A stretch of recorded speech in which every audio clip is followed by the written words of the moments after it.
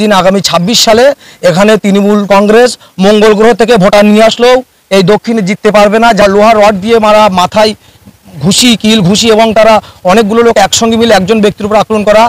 ISF কর্মীকে মারধর, হাসপাতালে চিকিৎসাধীন আক্রান্ত আইএসএফ কর্মী। তৃণমূল কর্মী সমর্থকদের বিরুদ্ধে অভিযোগ। বসিরহাটের ইটিন্ডা এলাকার ঘটনা। এখানকার আইএসএফ এর সক্রিয় কর্মী নাজির সর্দার আক্রান্ত। তৃণমূল কর্মী খলিলুর দফাদারের বিরুদ্ধে অভিযোগ। আইএসএফ কর্মী নাজির সর্দার আজ দলীয় কর্মসূচি সেরে বাড়ি ফিরছিল।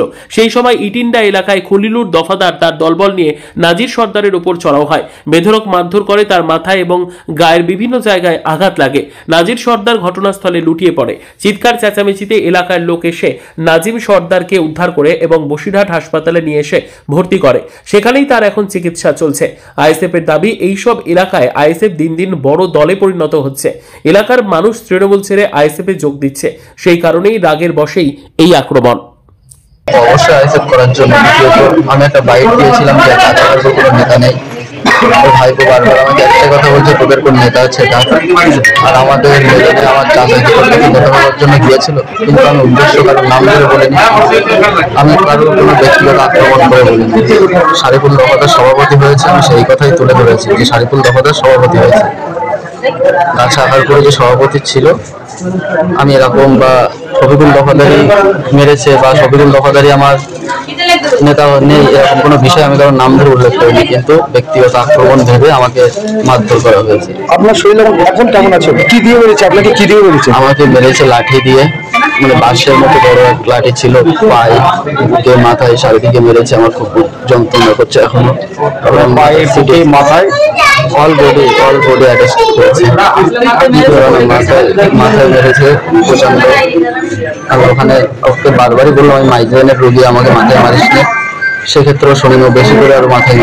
আমাদের গাছা আকারপুরের একজন সক্রিয় কর্মী এবং গাছা আকারপুরের দায়িত্বে আছে আমার ভাই নাজির। তিনি আজকে ইটিন্ডা পানিপথ থেকে তার প্রোগ্রাম সেরে বাড়ি যাচ্ছিল। হঠাৎ রাস্তায় তৃণমূলের দুষ্কৃতীরা আসে এবং তাদের নেতৃত্ব দেয় গাছা আকারপুরের তৃণমূল নেতা শফিকুল দফাদারের ভাইপো খলিলুর।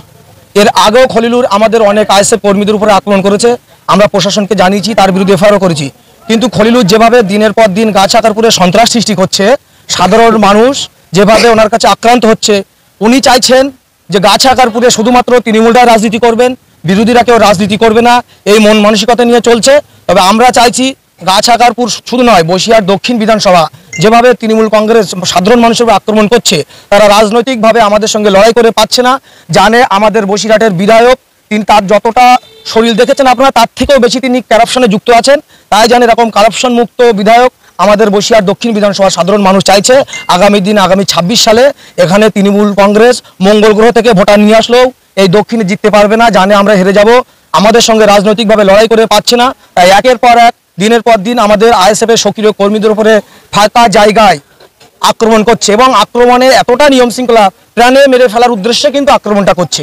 নইলে সাধারণভাবে একটা সাধারণ কর্মীকে এইভাবে মারধর করাটা মানায় না। দুষ্কৃতীরা যেভাবে তাদের উপর আক্রমণ করেছে কর্মীদের উপরে, তাকে লোহার রড দিয়ে মারা, মাথায় ঘুষি, কিল ঘুষি এবং তারা অনেকগুলো লোক একসঙ্গে মিলে একজন ব্যক্তির উপর আক্রমণ করা।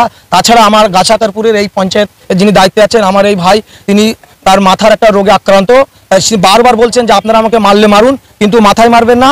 তারপরও তারা কন্টিনিউ তার মাথায় আঘাত করেছে। ডাক্তারবাবুদের সঙ্গে কথা বললাম, ডাক্তারবাবুরা বলছে আমরা চেষ্টা করছি, তবে সম্ভবত এখন আমরা চাইছি, আমরা তো এটা নিয়ে আন্দোলন করব, লড়াই করব এবং গাছা আকারপুরে শফিকুল দফাদারের ভাইপো খলিলুর দফাদার যেভাবে এই মানুষের উপর অত্যাচার করছে, আমরা প্রশাসনকে জানিয়েছি, আজকেও জানাবো। এবং এটাও বলে রাখি, সময়ের অপেক্ষায় আমরা আছি। শফিকুল দফাদারের ভাইপো খলিলুল দফাদারকে 2026 সালে ভোটের পরে রাস্তায় টেনে এনে আমরাও কিন্তু মারবো, সেই দিনের অপেক্ষায় আমরা আছি। আমার নাম মহিউদ্দিন গাজী, বসিরহাট দক্ষিণের